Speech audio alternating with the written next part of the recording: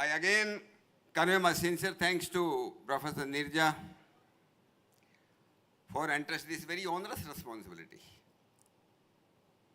for chairing this session. I have to give my introductory remarks about this conference, about this topic. Every one of us, whether we the human beings or other beings in this universe, in this world, starting from the smallest particles to greatest planets, terrestrial or celestial bodies, all are governed by natural laws and rules. Natural laws, whether we believe it or not, but there is a gravitational force and they are governing every one of us. We can't imagine our life without sun, moon, earth, air, water, or vegetation. In fact, there is no life without them. And all these are interestingly interrelated. There is a Japanese proverb in Japan that you cannot pluck a flower. You cannot pluck a flower without troubling a star, without disturbing a distant star. Whatever you do in this universe, it is going to affect everyone. Whether they are the planets, whether the inert element, or whether the living beings. It affects everyone. I should say this proverb is a beautiful way of saying that everything in this universe is, or in one way or the other, connected. So knowing, studying these natural laws, forces, rules, relations, interconnection is called cosmology. Cosmology is not a science of heavenly bodies only, or the origin of the universe, how it developed, what has been the sequence of creation. It is not only that science, but to know the origin, its present state, the interconnection of man with his or environment, with earth and other planetary bodies. Whether we believe in God or not, because we are discussing today's Buddhism also. Whether we believe or not, whether we believe in souls or not, Jivatma. But every one of us wants peace and progress in life. Every one of us wants peace and progress. We want individual peace. We want peace and protection from other beings, from our adversaries.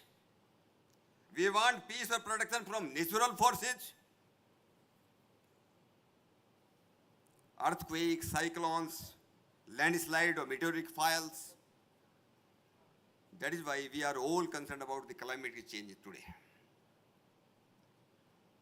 and how it is going to affect all of us. To know it all, to protect and preserve ourselves,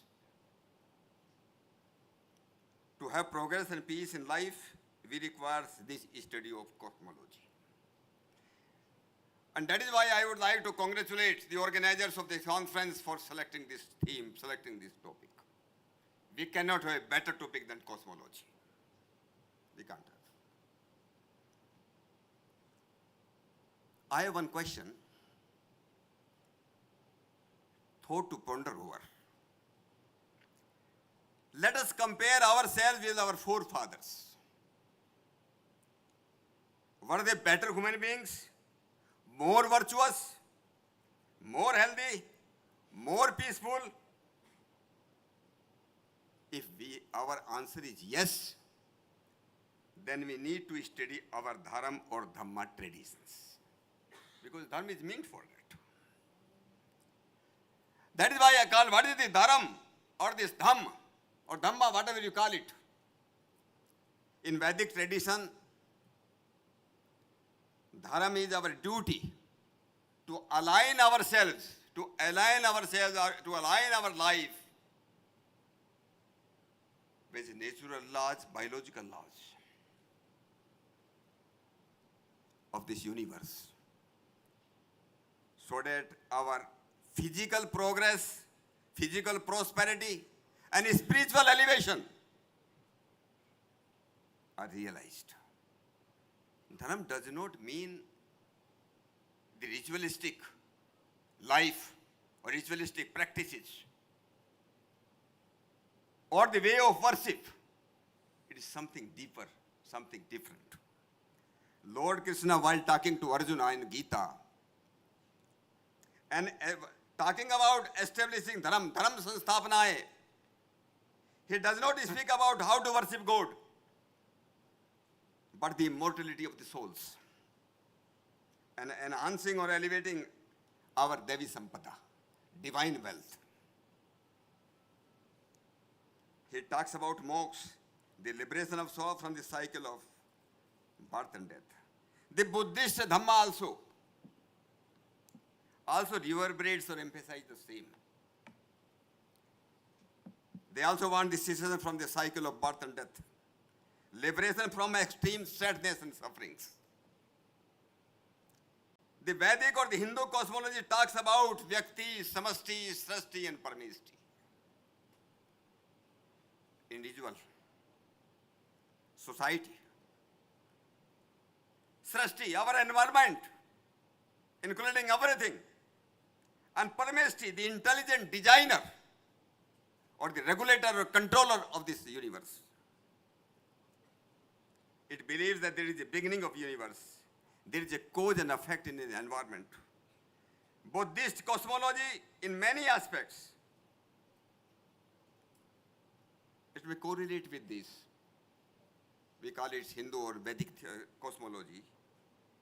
In many ways, because it also believes in past birth and death. But they believe that there is no beginning of this universe. It's a beginningless universe. There is no first cause, so there is no cause and effect. We can discuss it later. One more example I would like to give of our daily life. Suppose we have to travel from Ahmedabad to Mumbai or from Ahmedabad to Delhi. We require a vehicle, we require a car to have a very comfortable journey.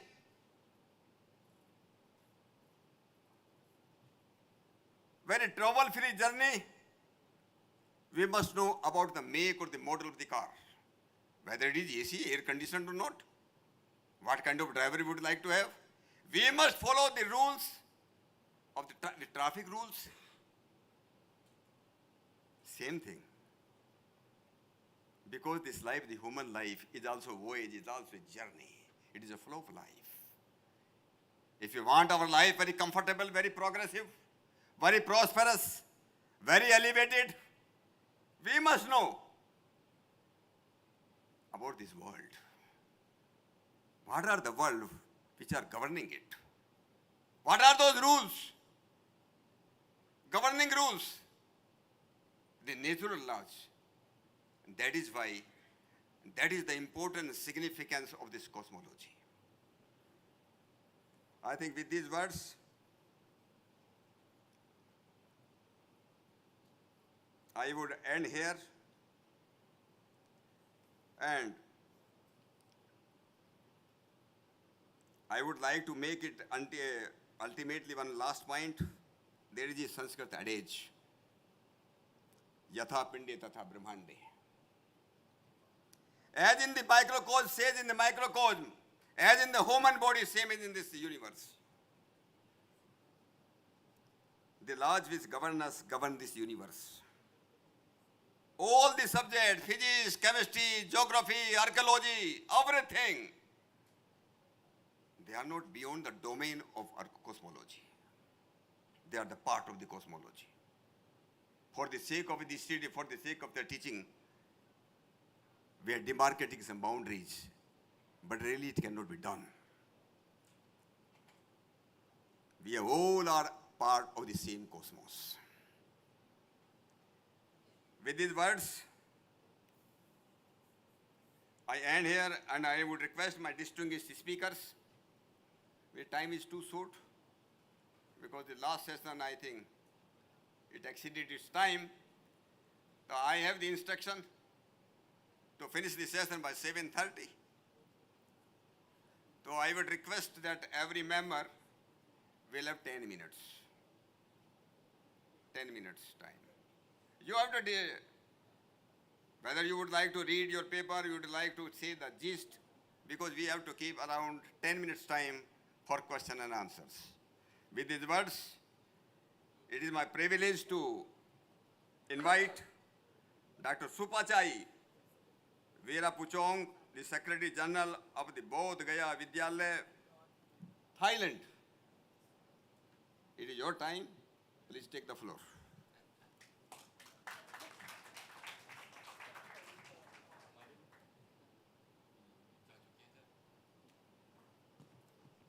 May I ask, my good sister, Thai ambassador, to join us, because we are a team from Thailand. And I may need a bit more than 10 minutes, sir, because I have also the clip that I will let to show. Oh, so we have more than 20 minutes. Yeah. How many minutes? 25 minutes. You are 20. No, both. 25. Okay, very good. I have 25 minutes. I really appreciate Dr. Santha. I start first. It reminds me, because last year I joined the panel in Bhopal, my first time ever. I'm the businessman. But later on, I was among 3 times in India. I found out something. So last year, I came with my good brother, Mr. Marit. Right now, he been appointed to be Minister of Foreign Affairs, Thailand. He cannot join me anymore. So today, I just would like to say something about what I using Dhamma, in my life. I, the businessman, I running more than 15 companies, and what I success because of Dhamma. And I would like to show something that I learned, and I found out last year that the Prime Minister Modi talking about century of Asia. It seemed to me that, he's a good leader, understand Dhamma well. So it's like he like a captain of the boat. I would like to join him like one of the mechanism, like a mechanic guy on the boat, because we have the same goal. So that's why today I would like to show you after last year event what I did for around 8 minutes, please.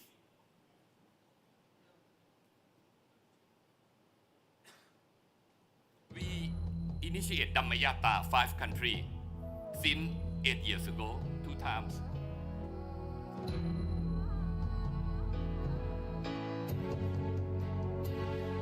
In Mekong River Basin, Thailand, Cambodia, Myanmar, Laos, and Vietnam, 85% of Mekong River population believe in the Buddhism and Dhamma. Vidyalaya 980 Institute is a prominent organization in Thailand dedicated to Buddhism. With over 18 years of service under the leadership of Dr. Supachai Veerapuchong, the Institute's Secretary General.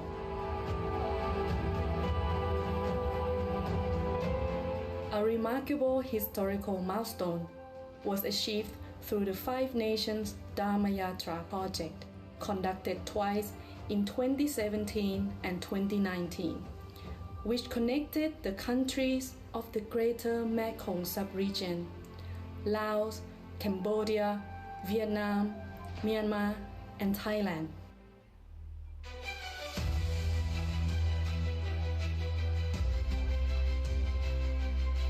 The project was grandly inaugurated in Phnom Penh, Cambodia, with the Deputy Prime Minister and Minister of Foreign Affairs of Thailand co-sharing alongside the Deputy Prime Minister of Cambodia.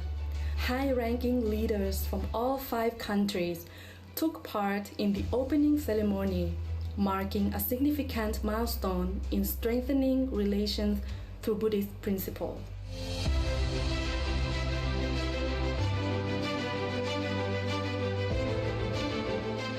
During the Dhamma Yatra journey, 32 saplings of the sacred Bodhi tree brought from Bodhgaya, India, were planted across the 5 Mekong countries. These trees symbolize the unity of the Buddhist relations and were planted in regions where over 90% of the population practices Buddhism, representing the land of Dharma for the Buddhist community, who are all considered children of the Buddha.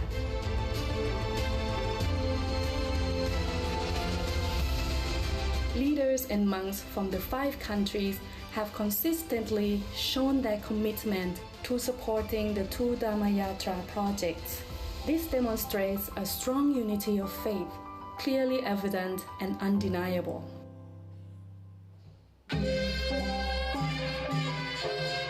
Myanmar. As the Dhamma Yatra crossed the border from Thailand to Myawaddy, the government declared a public holiday, allowing tens of thousands of Buddhists to gather and welcome the Dhamma Yatra.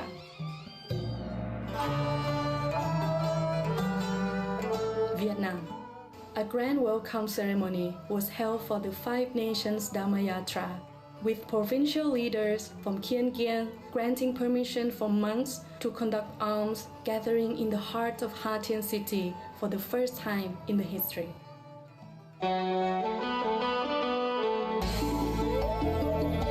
Laos. A Grand Dhamma Yatra ceremony took place attended by the President of the Lao Front of National Construction, who currently serves as the President of the National Assembly and the President of the Lao Buddhist Fellowship Organization, along with leaders from Thailand and Laos. A mass arm gathering ceremony for Buddhist monks from 5 countries were also held at Wat Pratat Luang in Vientiane, drawing a largest number of Buddhist participants in Laos history.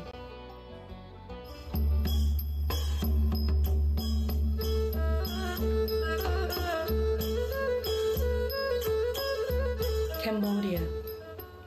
With the king's endorsement and under government leadership, the 5 Nations Dhamma Yatra held a grand closing ceremony in front of Angkor Wat. This event paid tribute to Buddhism and honored the kings of the Mekong region who ruled according to Emperor Asoka's principle, following the Dharma Vijaya, or victory through Dharma path. King Asoka, when he, instead of sending army, sent Dhammadutas to various countries and 2 monks, Arahant Sona and Uttara, to Suvarnabhumi, the Mekong region. The region has been Buddhist since then, with a beautiful blend of both Hindu and Buddhist beliefs, and peaceful coexistence of other faiths in true harmony of Dharma and Dhamma. The inaugural historic grand closing ceremony was presided over by General Thia Ban, Cambodia's Deputy Prime Minister and Minister of Defense, alongside Dr. Vinay Viratpuchong, Chairman of the Viratpuchong Foundation.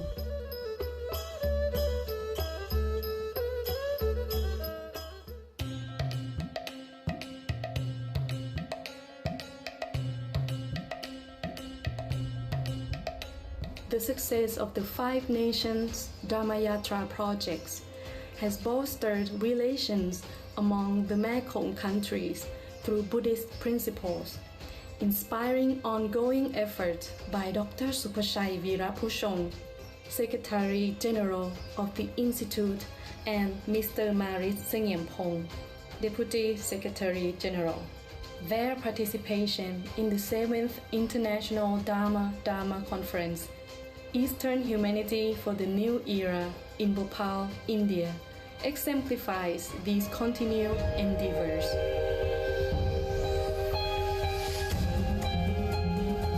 This involvement paved the way for an even stronger alliance of Dharma forces, culminating in the 3rd Dhamma Yatra project entitled Ganga Mekong Holy Relics Dhamma Yatra.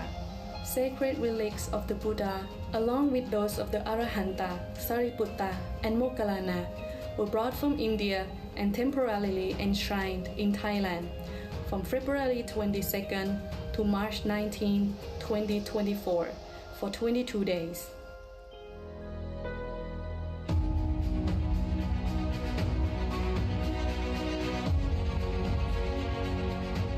During this short period, nearly 5 million people from Thailand and neighboring countries visited to pay homage to the sacred relics at locations across Thailand's 4 regions, reflecting the immense power of faith that created a significant new chapter in Buddhist history worldwide.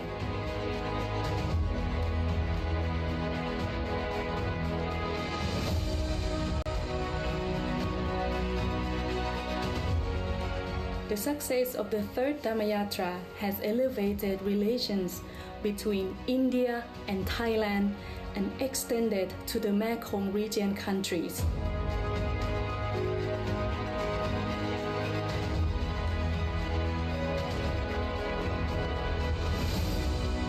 Bodhikaya Vichalaya 980 Institute remains committed to uniting forces across all sectors, both domestically and internationally, to connect South Asia, Southeast Asia, and East Asia in building a strong Dharma alliance. The goal is to spread the Buddha's knowledge and teachings to achieve true peace, supporting the vision of Prime Minister Narendra Modi, who declared the 21st century is the century of Asia. However, the century of Asia cannot be realized without Dharma. For leaders of all religions, it is essential to embrace humanitarian principles and let Dharma be the guiding force rather than using power as Dharma. This is the true path to creating a century of Dharma.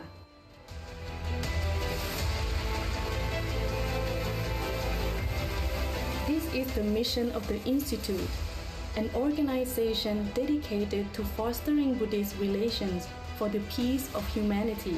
Rooted in India, the land where the Buddha attained enlightenment and a land of wisdom, it lives up to the name Bodhikaya Vichalaya 980.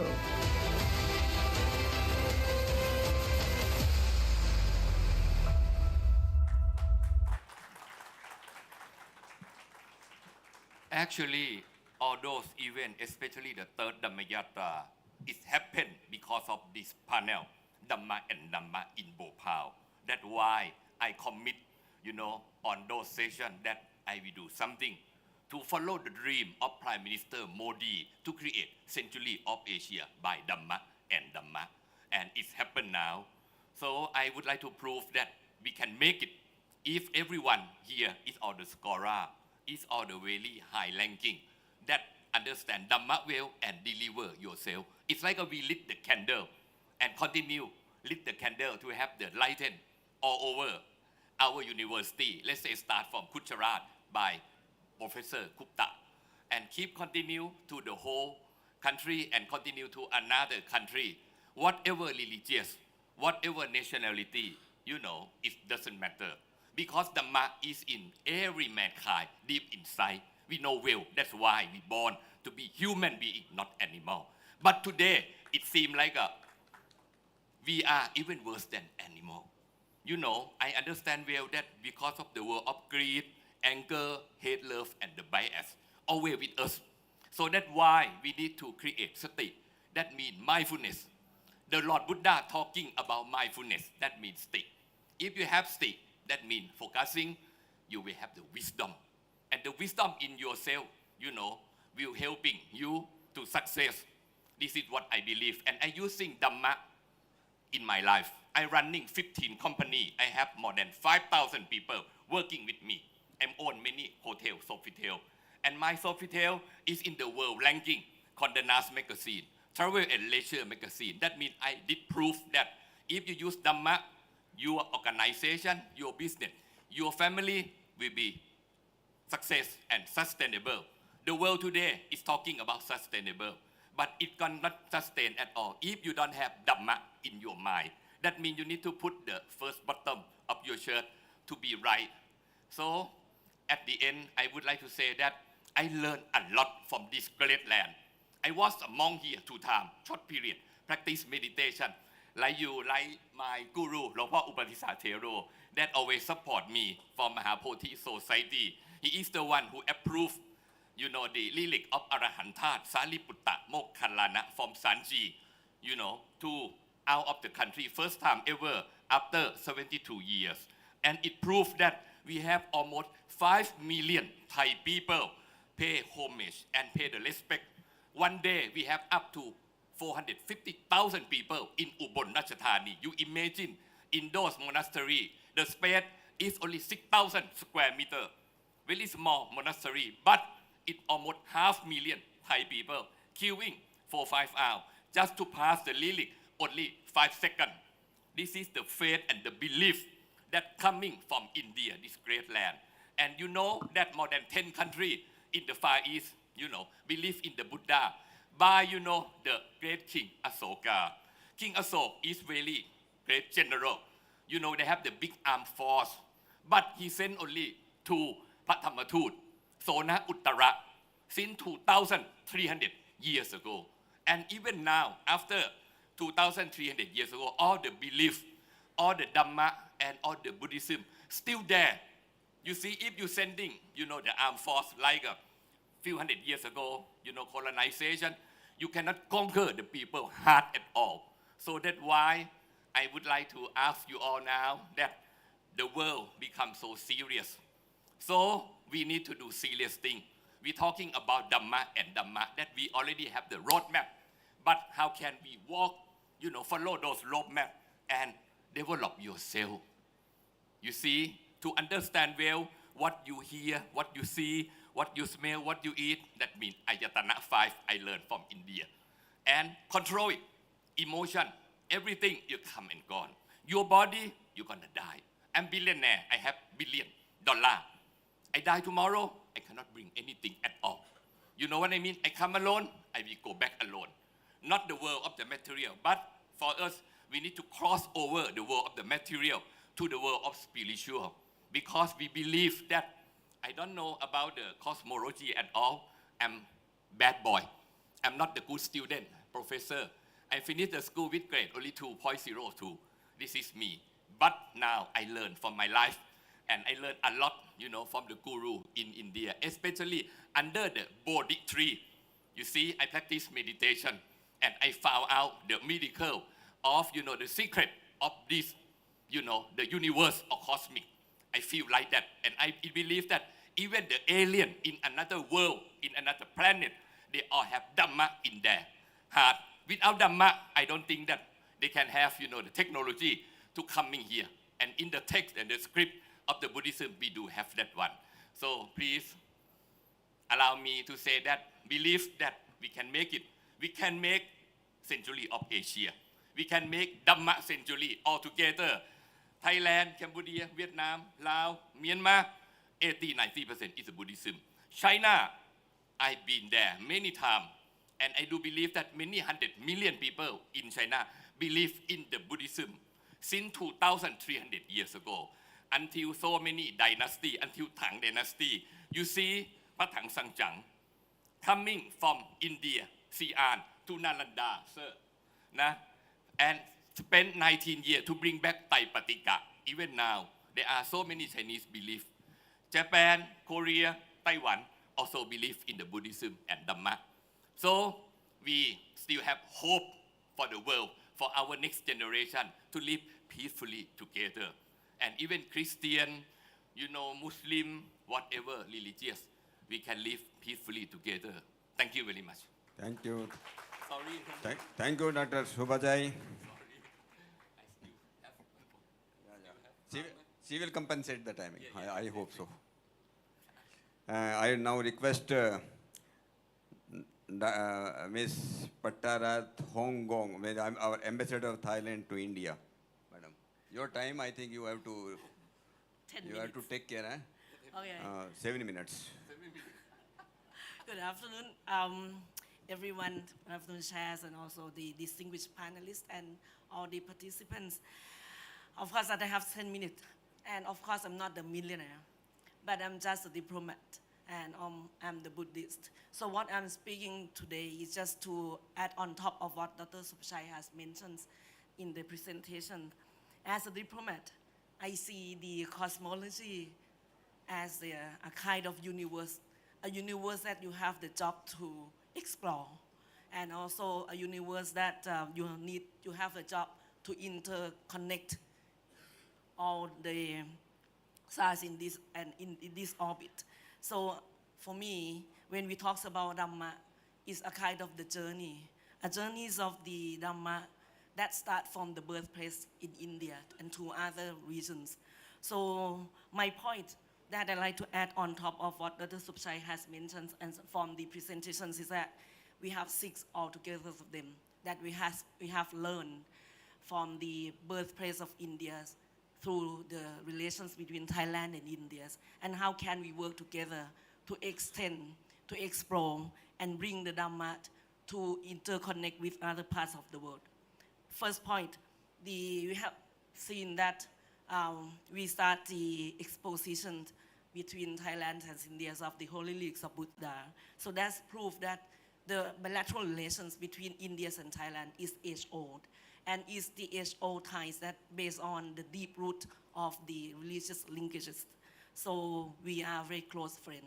Our friendship based on that good faith. And it is over 2,500 years. And surprisingly that now in Thailand, we still follow the Buddhism. About 95% of our populations are Buddhist. And Buddhism become part of our, integral part of our culture and way of life, starting from the road court to the local market. So it's in our DNA. And then it also nurtures our characters of Thai people. We are friendly, we have kind of empathy, we practice a kind of, forgiveness, and also we are very openness in that sense. And also our foreign policy also show that we try to keep the well balance between all the countries that we have a good relation with, and we practice the cooperative approach with all countries, and we try to avoid any confrontations. We believe in the dialogues. So that reflects in our foreign policy. The second point that we as a Buddhism country, so we not only try to preserve the Buddhism in our country, but we want to, share our experience and our practice with other countries. So we try to support the Buddhism in any places that have been practiced.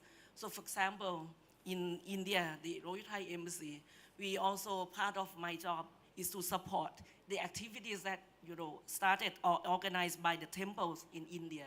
And also we support the roles of the Buddhist missionaries who always come back and forth between Thailand and India. And also we try to organize all the religious ceremonies in all important occasions, for example, the Katina, or even the Wasa, or any other religious ceremonies. So that is part of our job. Now we have about more than 40 Thai temples in India, in the Buddhist circuit, and also other regions across India. And we also have the Thai who come for the pilgrimage in India, more than 1 lakh. And we hope that it will be more and more since we have the direct flight between Thailand and Kaya from October to March every year. So we see this kind of, increasing interactions between people as a part of the, the close link between people to people.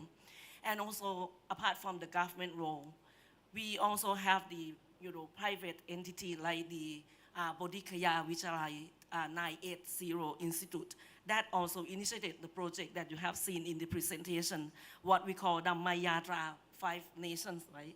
So that kind of, initiative that started from the private sector itself.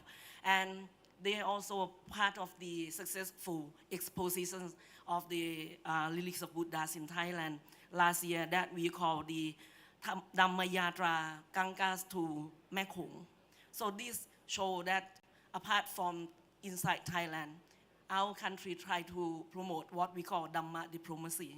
The third point is that I, as ambassador, have witnessed the strong intentions of Indian government, in particular Prime Minister Modi, to promote Dhamma through Buddhism or through other religions. I have witnessed the first-hand important event last year, for example, the Global Buddhist Summit in New Delhi last year, whereby the Honorable Prime Minister himself inaugurated the event. I recall that he expressed his trust and the admiration for the teachings of Lord Buddhas, especially the abandoning of the aggressiveness and promoting eternal peace, and that will help address several challenges that our world is facing due to the wars, economic crisis, tourism, and climate change. And also I witnessed and attended several functions that Prime Minister Modi attended himself related to the Buddhism in India. For example, the Abhitam Days in Kushinagar and the openings of International Airport in Kushinagar 2 years ago. And even this year, the opening of the new campus of Nalanda University. So that proves that Buddhism and Dhamma through Buddhism still remain in India. So the fourth point, through that is show that we share the common of the belief of the Dhamma. So that's why we could be able to have the holy relics of Buddhas and also his disciples in Thailand. So this proves that we both sides can do more together. And then that event for us is a kind of phenomenon. First is, show that how Thai and Indian connected through the devotees, over 4 million, about 5 million people that visited the expositions. Second, it was also, part of the auspicious ceremonies of His Majesty the King, Mahawachiralongkorn's, the 6th cycle birthday anniversary this year, 28th July. And also the last one is also show the close relation between our two countries. For me, it's mark the historic milestone of our contemporary bilateral relations. So these events paved the way for us to organize the photo exhibitions that embrace all the, feeling, faith, and also the belief in Buddhism in Thailand. From the exposition we call Thailand-India Interwoven Legacies, Stream of Faith in Buddhism, which have been done in joint cooperation with the Ministry of Cultures of India and also National Museum of India and the Embassy is already ended in August. And the fifth point, almost the last, is we show that the successful expositions in Thailand is not only the joint collaboration between the two governments, India and Thailand, but actually is also the efforts that made by the private sector. That means the Institute of the Bodhikaya Vishalai 980. Without the supporting roles of the private sector, it's almost impossible that we could done any kind of thing to preserve the cultures and the traditions in a proper ways and excellent way like that. So the last point is that what we can do more between Thailand and India to promote the Dhamma through the Buddhism.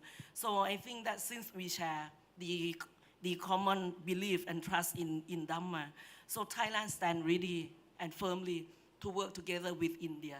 And this always reaffirmed by my Foreign Minister, Mr. Maris Sangiampong, who couldn't be here by himself, but he encouraged me to come, that we want to work together with India to help connect India with other parts of the regions, Southeast Asia, sub-regions in Mekong, and maybe beyond, through Dhamma and through Buddhism. So whatever activity that we can do, or perhaps we can think of the continuities of the Dhamma Yatra, 5 nations, including India or other activities. We really to do that because we believe that this will help India to fulfill the visions of Prime Minister Modi that have expressed in the 20 ASEAN-India Summit in Indonesia that the 21st century is Asia's century and a century of all of us. So that's the end of my note to, comply with what the presentation that Dr. Subsai has done. Thank you.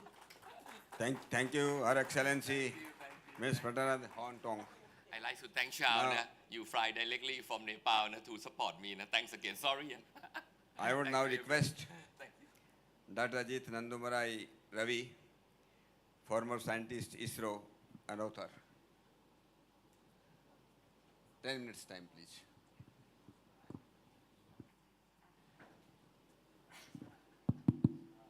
Hello. Hello.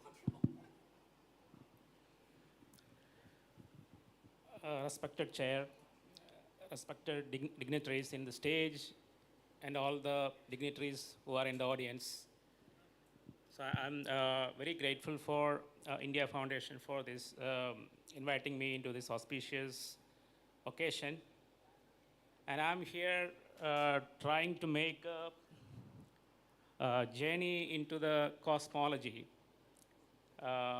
starting with what on the ground, like starting with whatever is in the Bharatavarsha, and then moving to Eurasia and the entire world, the lokas, that is the 14 lokas that most of us are familiar, the 14 realms, and finally to the entire cosmology. So as a scientist, when I look at it, it takes billions of years for the light to travel to the end of the universe. But I will try to do it in 10 minutes. What is basically I'm trying to do is going through some of the information that is there in our itihasas. Like primarily we have Mahabharata, Ramayana and Mahabharata, the two itihasas. Of course, our previous speakers have mentioned about the cosmological thought process that has happened in the Rigveda, the Nasadiya Sukta and the Purusha Sukta. So from there, when we go to the itihasas, how is the cosmological information, the information about the world, how it is recorded. And finally, in the Puranas, it is expanded like that. So that is what we see. If you look at the Vedic, Aitihasic, and the Puranic narratives. So as far as I am concerned, I have written 3 books, the first one being on the Rigveda. So of course, in that, there are certain aspects which are into cosmology, including Nasadiya Sukta and Purusha Sukta, even though the primary focus is on the geography part of it. So I'm primarily the expert in the geography in the Rigveda. And then the third book on the geography of Ramayana, where I have analyzed various Janapadas in the Bharatavarsha, which are related to Rama. And then, of course, in the Mahabharata, where the number of Janapadas and other information related to the world, it has expanded manyfold compared to the Ramayana. And then finally, you get a lot of information about the conceptualizations of the cosmos in terms of various realms, etc., in the Purana. So we can see that historical growth of information from Rigveda to Itihasa to the Puranas.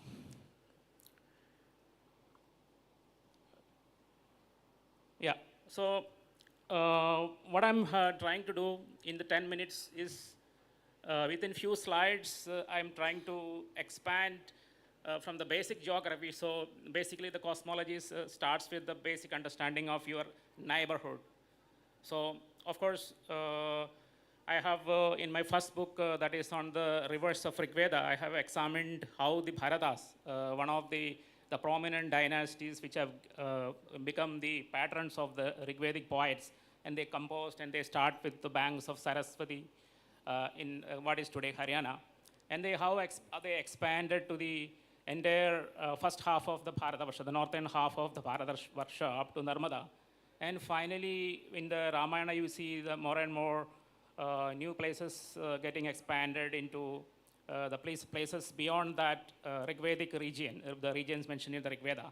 And in the Mahabharata, you have little more bigger. So this is how your cosmology builds up from a local region of your neighborhood and then to the entire country. And finally, conceptualization of the other realms.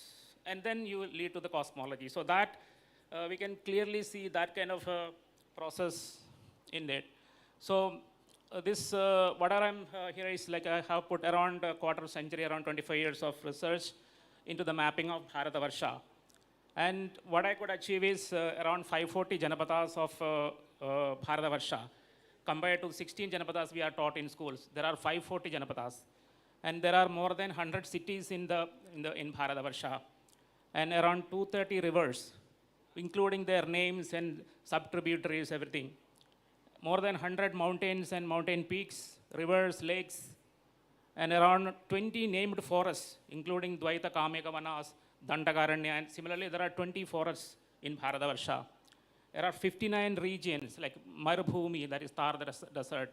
So similar, there are 59 regions and around 280 Tirtha Sthana, holy places, like Varanasi, Pushkara Tirtha, like that. So this entire research is published in 2 volumes. These are the 2 books which I published in this year of January. And I am taking you through those maps. So what you can see in the screen are the 2 maps. You can see the kind of density of information inside this. So this is a map of all the Janapadas mentioned in the Mahabharata on the left-hand side. And there is the map of all the cities mentioned in the Mahabharata. So you can see it is as dense as today's Google Maps. So that much kind of huge information is present in our itihasas. And we are able to record that. And I was able to do this 2 maps with around 25 years of research. Of course, some of it I have put in 2005 in Wikipedia, and some maps are there in hundreds of websites. You can see the maps that I have published in 2000-2010 period. So, but these are the latest maps which are available in the book I have published in 2024. And now you come to here. So it is not just the Janapadas inside the Bharatavarsha which our ancient people have examined. There is a Upaparva in Mahabharata called Bhuvana Kosha, which is a conversation between Sanjaya, the minister of Dhritarashtra, and Sanjaya is conversing with Dhritarashtra, King Dhritarashtra. I think most of you know he is the father of the Kauravas. And before the Kurukshetra war, Dhritarashtra asked a main question like, I want to know from where the armies which are assembled into the Kurukshetra war has come. And he explained that is where you get all these 540 Janapadas, etc. And then after explaining the armies which has come from various Janapadas, Sanjaya, the minister, also talks about the places beyond Bharatavarsha. So you can see Sanjaya mentions about Himavat Varsha, which is what today we call Nepal, Bhutan, and the Tibetan, southern Tibetan region. And after that, Harivarsha, which is the proper Tibetan region. And then it goes on to Ilavrata Varsha, which is the Pamir North region. And further upwards in the Shweta Varsha, and then the Hiranyaka Varsha, and finally into Airavata Varsha.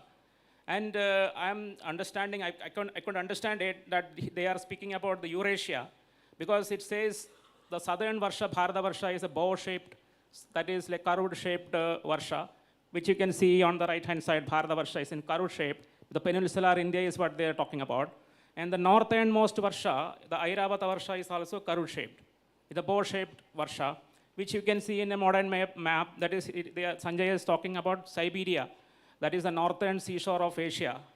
That is the other side of it. So 7 Varshas from Bharata Varsha to the south to Airavata Varsha, which he is talking about Siberia, where he is describing that sun is not illuminating properly.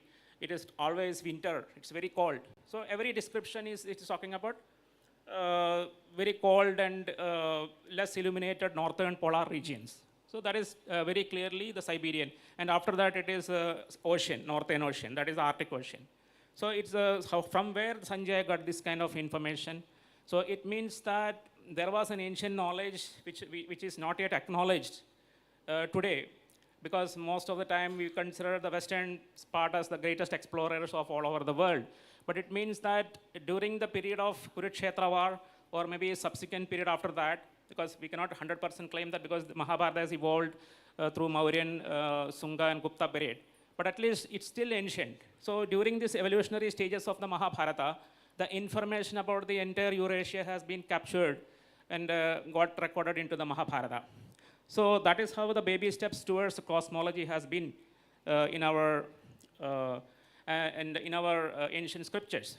And then you can see Sanjay also talks about the continents. So the continents are called dvipas. So of course, it's not to be confused with the islands, but when the word dvipa is actually used for very large regions. So he says there are two continents which are of the shape of rabbit. So you can look at here, if you look at America, North America, it looks like a rabbit. And you have Eurasia, the entire Eurasia looks like another rabbit.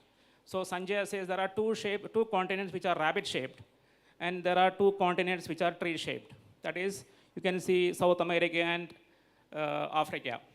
And then it says there is another continent which is surrounding all the other continents, which is circular in shape, disc-shaped continent, Sudarshana. But then normally we don't know what kind of the circular, because it may be something like imagination. No, if you look at polar azimuthal projection of the entire world, the Antarctica, which is in the south, it will transform into a circle. So this entire description of Sanjay is basically a polar azimuthal projection map of the entire world. And he is very correctly telling that there is a circular continent, Sudarshana, and then inside that you have two rabbit-shaped continents, that is North America and Eurasia. And of course, there are two people tree-shaped, that is tree-shaped continents, that is South America and Africa. So it is like a surprising and very startling to see that, because initially you think that it is like pure imagination, like inside the Mahabharata poetry, things are imagined. But we can see that it is exactly something very really realistically available. So from here, if you move, then you can see the conceptualization of the lokas, that is the realms. So of course, many of us, it's very common to Buddhist, Jain as well as Hindu thought.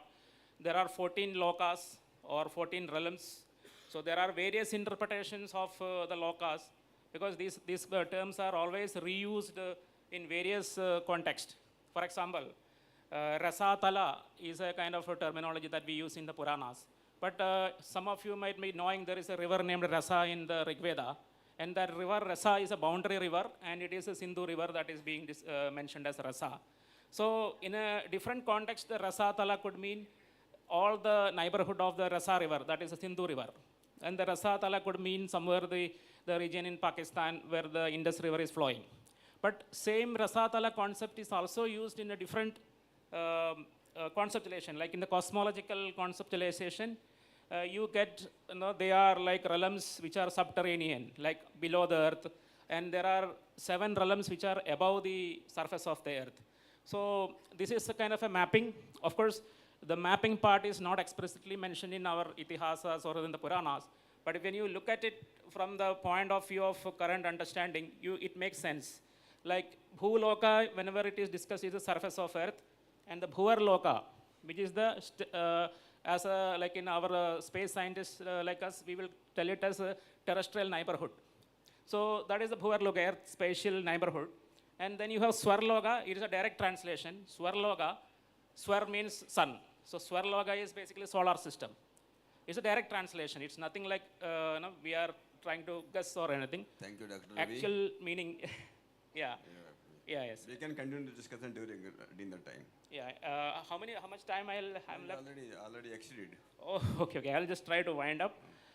So then you have Maharloka, which is the stellar neighborhood, and Janaloka, that is a Milky Way galaxy, and the Tapoloka, the galactic neighborhood, and Satyaloka, which is the entire universe. So it is like a loka within a loka kind of a conceptualization you can get. And similarly, if you look at the conceptualizations like Atala, Vitala, Nitala, Rasatala, Mahatala, Sutala, and Patala, you can actually see correspondence in the subterranean, the below the earth, there are similar kind of layers we can see up to the core of earth. So that's it, and this is my last slide, so I will try to wind up in the more or less in this time I'm allotted. And this is a new physics, and of course, when I say new physics, this kind of physical theories have just come out in 2020, exactly the time when I published my 3 books. So it's that much new. Of course, we have been talking about the universe as a simulation, as a part of philosophy, and even as a part of scientific philosophy. But now there are some theoretical conceptualization which also emerge. So what it tells is that entire universe is a holographic simulation. I think a lot of speakers even yesterday and today have spoken about it. And there are two new laws of physics. So one is the first law of thermodynamics, and another is second law of thermodynamics, which is similar to thermodynamics laws. So what it tells is that the law of, it's very similar to thermodynamics. I don't know anybody knows there is a concept of entropy, which is the measure of disorder in a system. And the entropy continuously increase for any system. Like if you have a glass, you throw it down, you will get a broken pieces of glass, but the broken pieces of glass will never become a glass again. So that is the concept of entropy.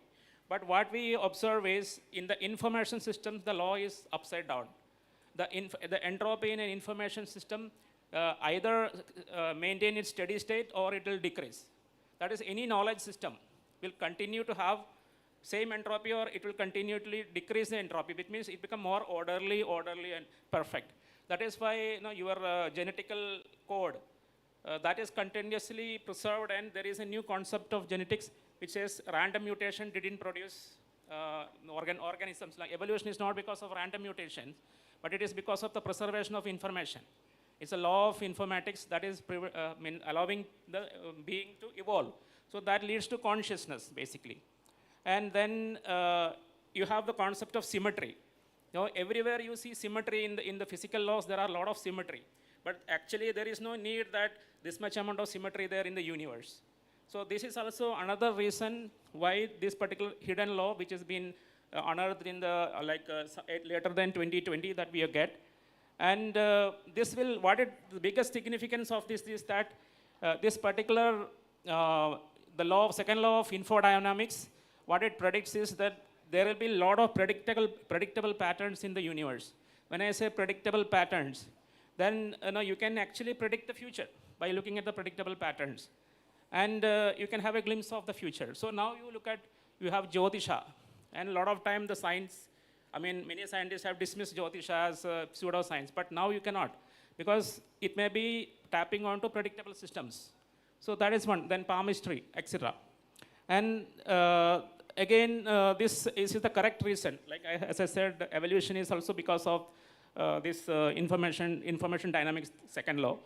And finally, everything leads to consciousness, because who is preserving his information? Like who is keeping this information as, you can say, reducing entropy, and who is projecting the universe? So finally, I come to that, even previous speaker has mentioned, the universe is projected, that is the kind of concept of Indian thought, compared to universe is created, which is the Western thought. And the science, modern science is coming to the same conclusion. With that, I have stopped my presentation. Thank you. Thank you, Dr. Ravi. Thanks a lot. Now I would request Professor Kasinath Pune from Central Sanskrit University, Nepal. Thank you so much. Oh, I know now. Thank you. He is on deputation to Nepal. He is originally from India. So thank you very much.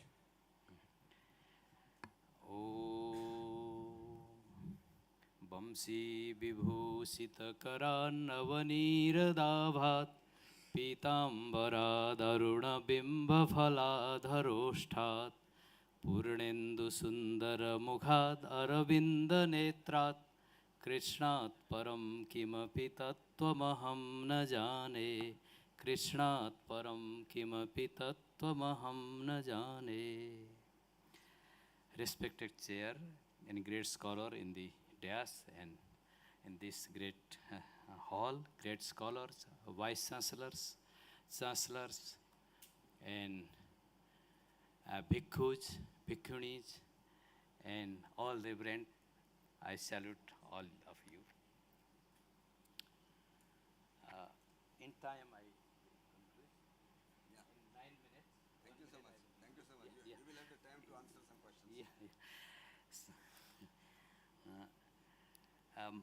I'm going to read this paper because if I do this, then it is judgment or it's good judgment for me. Otherwise, I can go out from this theme. The cosmological exploration in the Rig Veda. In the Sanskrit literature, there has been extensive contemplation on the science of creation. Vedic literature provides abundant description, and Smriti and Puranas contain broad reflection on creation. This subject is also widely covered in Buddhist and Jaina literature. However, in this brief paper, the focus is primarily on the Rig Veda. Let us briefly consider some aspect of the science of creation as described in the hymns of the Rig Veda. The Sanskrit term Srishti is translated into English as cosmology. The word Srishti is derived from the root Srij with the suffix tin. The Rig Veda's Nasadiya Sukta, Hiranyagarbha Sukta, and Purusha Sukta described creation. Nasadasi no sadasi tadanim nasid rajo no vyoma paro yat किमावरी वह कुहकस्य सर्मन् अम्बः किमासीत् गहनं गभीरं न मृत्युरासीत् अमृतं न तर्हि न रात्र्या अह्न आसीत् प्रकेतः आनीदवातं स्वधया तदेकं तस्माद्धन्यन् परः किञ्चनास. The Nasadiya Sukta indeed explore human elements while also proclaiming the uniqueness of the Aryan race. It mentions the great evidence of the primordial tendencies of creation. There was neither Sat nor Asat, neither the sky nor the space. At that time, neither Sat meaning existence, being, presence, nor Asat meaning non-existence, absence, nor Antariksha meaning space existed. There was no sky above either. Tamid garbham prathamam dadravo yatra deva sama gachanta visve. The verses of the Nasadiya Sukta are profound and complex. Even scholars with effort cannot fully grasp their true meaning. Different acharyas interpret these verses in various ways, highlighting the complexity. In this sukta, it is stated that the universal architect created the entire world. Iyam visrishtir yata a babhuva yadiva dadhe yadivana sosyadhyaksyah parame vyomant sa anga veda yadiva na veda. In the Rig Veda, there is extensive discussion on the topic of creation, sustenance and dissolution. Consider this. Yato jagat utpatti sthiti pralayam apnoti tadeva brahma. He manusya tameva srishtikartaram janitha. This interpretation suggests that the Brahman is the source from which the universe originates, sustains, and dissolves. Hence, O mankind, you should seek knowledge of that fundamental principle. Similarly, the Brahma Sutra also affirms this point. Yato va imani bhutani jayante. This is from the Upanishad actually. Ena jatani jivanti yat prayantya visambisanti tad vijignyasitavyam tad brahmeti. Apa eva sasarjadau tasu bijam apasrijat. Here the essence of the Vedic mantra is the Bhagavan or Lord Swayambhu first created water, he then sowed the seed in it. In this context, many principles are hinted at the Rig Veda. One mantra describes the emergence of Sat from Asat. In an earlier age, the gods transform Asat into Sat. Brahmanas patireta samkarmara iva dhamat devanam purve yuge asatah sad ajayata. In the 10th mandala of the Rig Veda, the 109th hymns describes the creation of Mahatattva through the tapas, penance, and the emergence of truth, followed by night, ocean, year, day and nights, sun, moon, earth, heaven, and atmosphere. The Rig Vedic poets describe the structure of creation in ornate language. They compare the construction of the world to the construction of a building. Lord Vishnu is also mentioned, noting that the measured and expanded the world to make them habitable for humans. Measurement activities are considered highly essential in building construction. It is also mentioned that Indra measured the earth 6 times. Indra, heavenly god, measured the earth 6 times and constructed the summit of heaven at its base. Ayam sayo varimanam prithivya varsmanam divo akrinodayam sa. In this mantra, there are many mantras, just I am going to conclude now. There are many things. This paper actually, in this paper there is 20 pages. There are 20 pages here in this page, so it is difficult and it is not possible to read all papers. So I am going to last of this paper.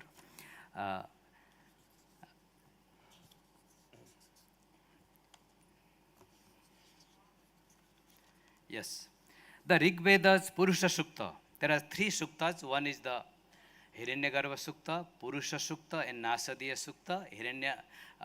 Nasadiya Sukta is little bit we heard, and Purusha Sukta also is here, and Hiranyagarbha Sukta also here. And there are other mantras also, but I am going to last one. The Rig Veda's Purusha Sukta describes the creation of the universe through the cosmic sacrifice of Purusha. This sacrifice, conducted by the gods, resulted in the manifestation of the cosmos. The Purusha Sukta glorifies this primordial being. Sahasrashi rekha puruha sahasrakshaha sahasrapat sabhumim vishwato vritva atyatistad dasangulam tripadasya mritandivi. Thus, from the golden embryo to the emergence of the humanity, the Rig Veda presents a comprehensive and profound accounts of the origins of creation, richly supported by sacred hymns and philosophical insight. Last, I want to pray again. Shubhamastu sarva jagatam parahita nirata bhavantu bhuta gana doshaha prayantu shantim sarvatra sukhi bhavantu lokaha. Thank you very much. Thank you, Professor Kashinath. Please have the seat. Now, house is open for 10 minutes. We can have for questions and answers. If you have some questions, it can be directed to the particular speaker. I hope they would be able to reply. Or I am also there. I will also join them. If some of the questions which require my attention, I would also try to reply to them. The house is open. I can please arrange to give the mic in the audience. If somebody, please raise the hand who would like to raise any question. Yeah. Professor Nirja Gupta. Sir, thank you for this wonderful session. I have a question for Dr. Ravi. I absolutely agree with your projections of these lokas and Eurasia. But I have an extended question. Do you think the concept of Meru Sumeru, that they said that 6 months day and 6 months night, it has something to do with the North Pole and this an extended region of Eurasia? Yeah, actually, in my book, I have one more slide, which is about the this Meru part of it. So Sanjay mentioned two it's not at cosmology, but it's actually geography. So one geography is about the 7 Varshas, starting with Bharata Varsha, then Himavat Varsha, then Hari Varsha, like that up to Airavata Varsha, which is a complete progressive south to north expression of the Eurasia, from the southern sea, Indian Ocean to Arctic Ocean. The second, then there is another chapter that is one more chapter where it again begins. Again, there is structured as another question from Dhritarashtra and Sanjay is asking, where he talks about the central region called Ilavrata Varsha, where there is a central mountain called Meru, and then there are 4 different directions And geographically, I can only mention the kind of correspondence is with the Pamir note, where you have around 4 or 5 different mountain chains, including Himalayan mountain chain, Tian Shan, and the another different 4 or 5 different mountain chains completely joined together, and it forms a circle. So that is a Meru note. And then to the south of it, they call Jambudvipa, and to the north, it is called Uttarakuru, and then Hariyashwa and Bhadrashwa and Ketumala.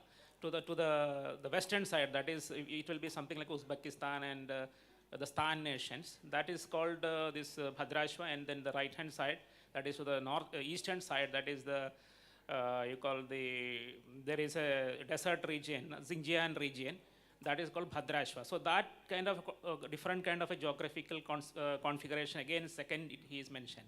So what I understand that these two different geographical configurations are like some of the different theories about what is beyond Bharata, which the Sanjay is expressing and talking to Dhritarashtra like that. Yes, please. Hello. Mike. Sir, word outlined by Sanjay, that slide I had seen. Mahabharata is of Dwapar Yuga. Dwapar Yuga up to the current era, there are so many changes in earth crust, earth topology, earth geography. Then how you compare with this current scenario? Okay, yeah. So this is like touching upon the Yuga system. So I have to tell a couple of history about the evolution of the Yugas, wherein the Yuga system contemporary to the Pandavas, which is directly mentioned in the Mahabharata, but most people don't know, is the Vedanga Jyotisha Yuga, that is a Panchavarsha Yuga, where one Yuga is only 5 years, and there are 4 equal Yugas without any name like Krita, Dwapara, Treta, Dwapara or Kali, no names like that, only 5 Yugas without any name, total 20 years. So this is, if you read the Vedanga Jyotisha text, you will know that this was the ancient Yuga system which was followed by the Pandavas. Even there is a conversation between Duryodhana and Bhishma in the Virata Parva, when the Yudhishthira, the Pandavas, whether they completed the 13 years or not, that confusion was there. Then the Bhishma mentioned, the Pandavas has completed all the Panchavarsha Yugas which are part of the 13 years, including the Adhimasas and Adidinas. So that is very clear, they were following the Panchavarsha Yuga. Now what happened is, subsequently, after the Pandavas' lifetime, there is something called Saturn-Jupiter cycles, which is similar to the Kumbh Mela cycle, right? So in 20 years, Saturn and Jupiter will conjunct in any zodiacal sign. And in every 60 years, they will conjunct in one of the particular zodiac sign, that is Kumbha, for example. So that there is a Saturn-Jupiter cycles of 20 years, 60 years, 120 years, 1200 years, 12,000 years, and the last 12,000 multiplied by 360 become 4.32 million year Chatur Yuga, which we currently everybody is familiar with. So this transformation happened later to the Pandava era. So when we talk about the lifetime of the Pandavas, it is independent of the Chatur Yuga system, which has been expanded in a very later period. Aryabhatta and others are popularized it very a lot. So we don't have that kind of a difficulty. Whether it is related, whether this particular Sanjaya's geography is related to a very ancient period, millions of years ago, like plate tectonics. So that kind of questions don't arise, because they were straight away following Vedanga Jyotisha's Yuga system. And Vedanga Jyotisha is directly the same system which is used as a Anga supporting Rigveda and Vedic tradition as well. Thank you.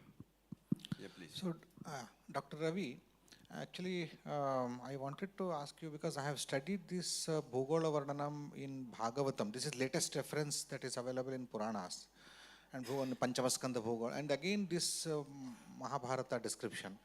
Both, sometimes they go in contradiction. So, in Bhugola Varnana and Bhagavatam is latest one. So how to reconcile both of them? Because it's in Bhagavatam it is totally invisible kind of things are described. Yes. Yeah. So I follow the chronology of Vedas, Idihasas, and Puranas. And for example, the Vedic tradition is always older than the Itihasic tradition, like Ramayana and Mahabharata. Puranic tradition is slightly later, including Bhagavata, because they mention kings like Chandragupta Maurya, and even Guptas are mentioned there.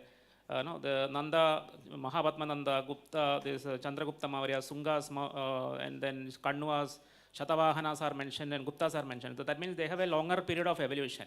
So within the Mahabharata itself, Bhu Parva is a little more ancient, and Bhuvana Parva, where I meant that we have Meru system, that is a little bit later. So what is we seen in Bhagavata is little more later in the chronological of information. But so what happens in the Purana is that they expand the cosmology better and better with more and more details. But sometimes what happens, different Puranas takes a different direction of evolution. So there can be contradictions actually. We can have the last question now. Yeah.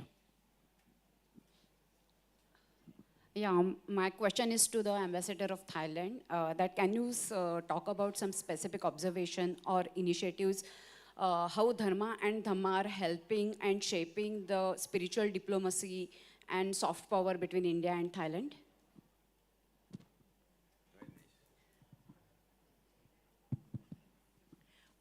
Both countries, as I have mentioned earlier, Thailand and India, we share the common belief on the Dhamma. Even you have Hindu, you have various religions. Thailand basically we follow Buddhism, but through this common belief, we can always well connected among each other. But apart from that, I think that we can think that we can do beyond the bilateral framework.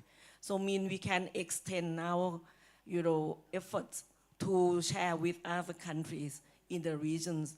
Right now, we are both the members of like ASEAN, we are the members of BIMSTEC, we are the members of the Mekong Ganga corporations. So if we think that the Dhamma is kind of the soft power that we can jointly promote, we can always think of the activities, what can we introduce to all these regional framework, apart from the bilateral initiative that we have already done and started.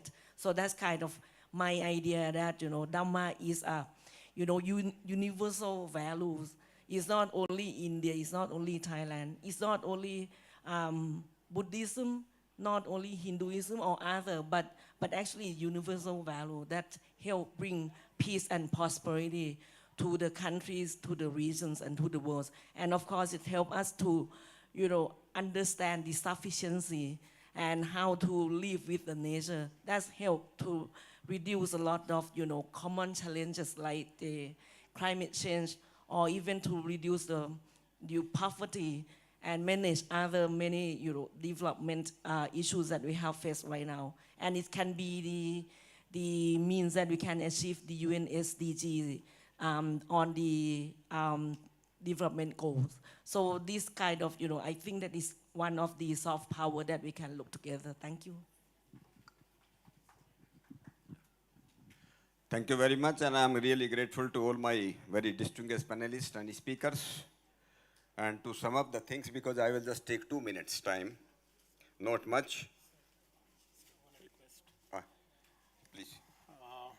Now I would like to request our Honorable Vice Chancellor Ma'am to present a sari to Her Excellency Ms. Petra Thang Tong, Honorable Ambassador of Thailand to India.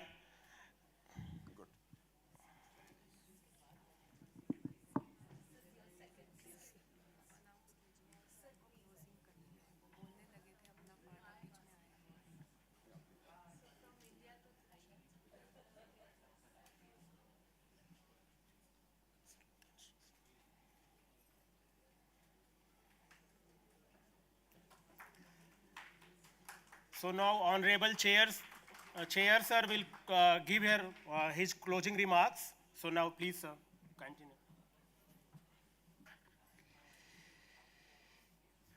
As I was mentioning, I must thank all my this audience also, because you have also withstood all this.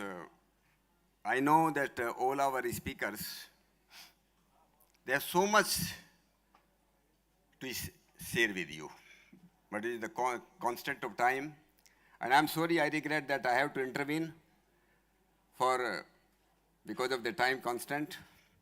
But whatever this, especially I would like to thank Dr. Supachai for organizing this Dham Yatra in Southeast Asia. And I don't call it this as just Dham Yatra, it was a voyage of goodness, voyage of the well-being of the world. I must wish you all the best for continuing with this kind of the pious work.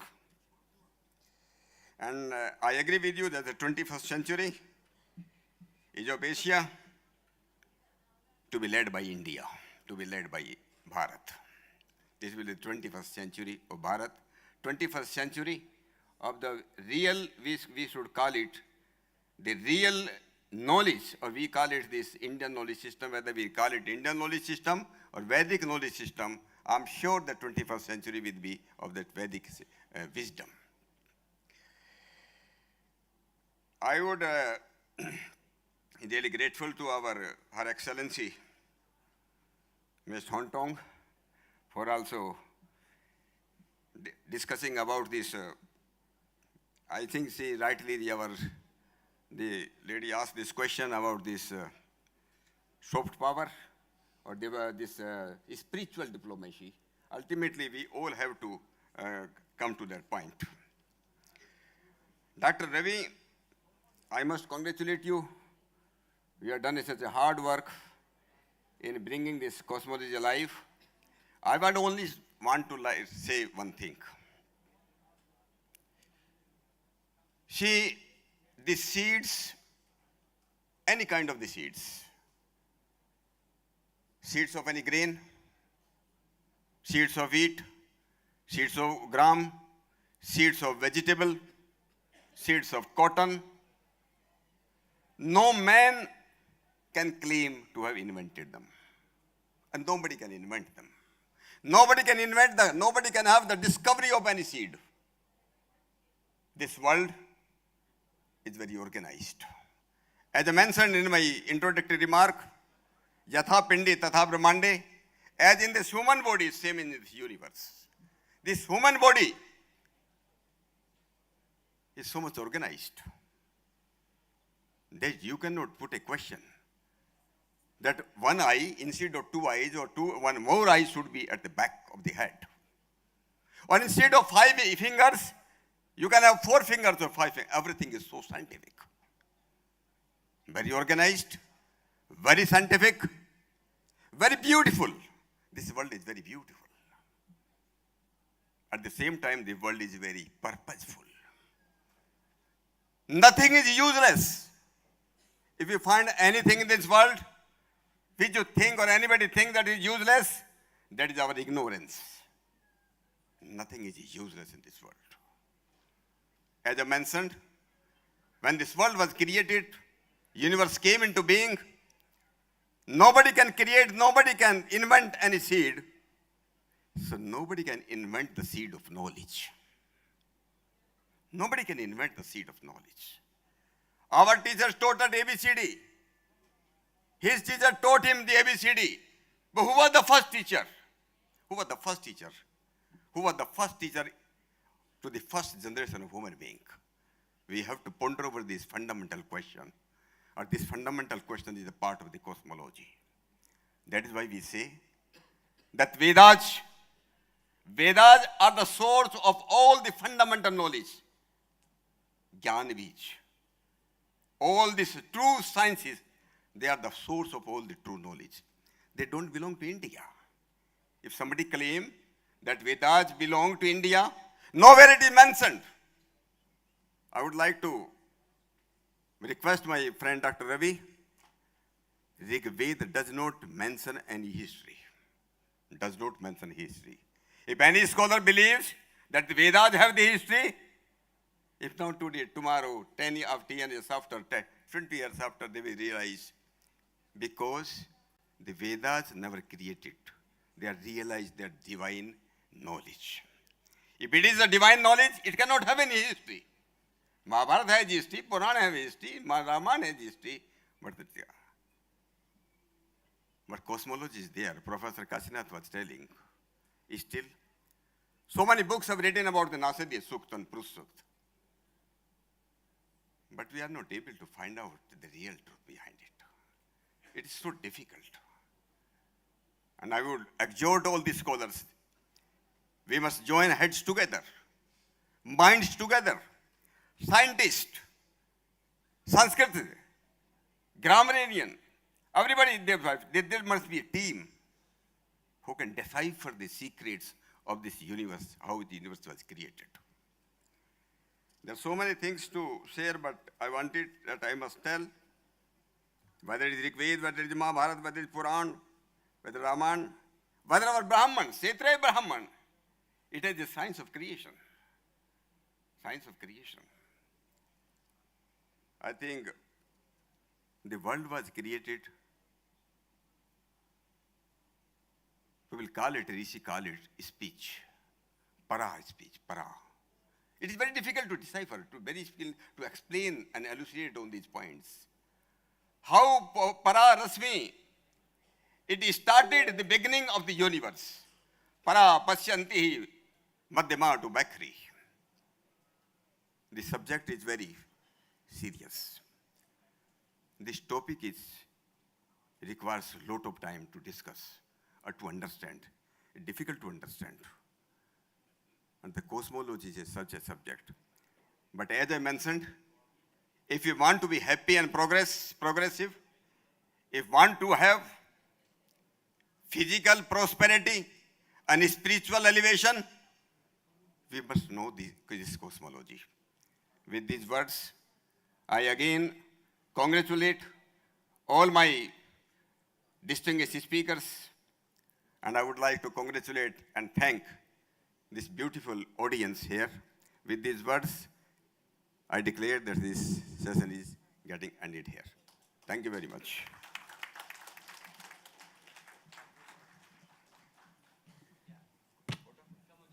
Thank you, sir. I would like to extend my heartfelt gratitude to the chair and the other speakers who were part of this session. We can understand how difficult to complete the session in bounded time, but sir has done it. So a big round of applause for him. एक सूचना है कल के प्रतिभागियों के लिए, कल जिनका पेपर प्रेजेंटेशन है वो सुबह 9 बजे से शुरू हो जाएगा अटल कलाम बिल्डिंग में. यहीं पे 6 अलग-अलग जगहों पे पेपर पढ़े जाएंगे. तो कल सुबह 9 बजे आप अपने पेपर के साथ जिनका पेपर है, जिनका एक्सेप्ट हुआ है, वो लोग उपस्थित रहें. इसी के साथ मैं आप सभी का धन्यवाद देता हूं. जो लोग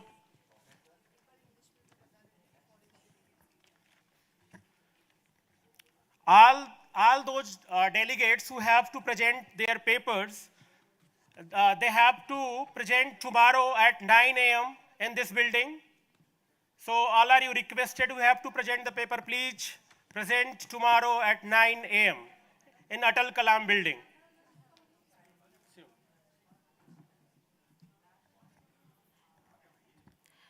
Good evening to all the paper presenters.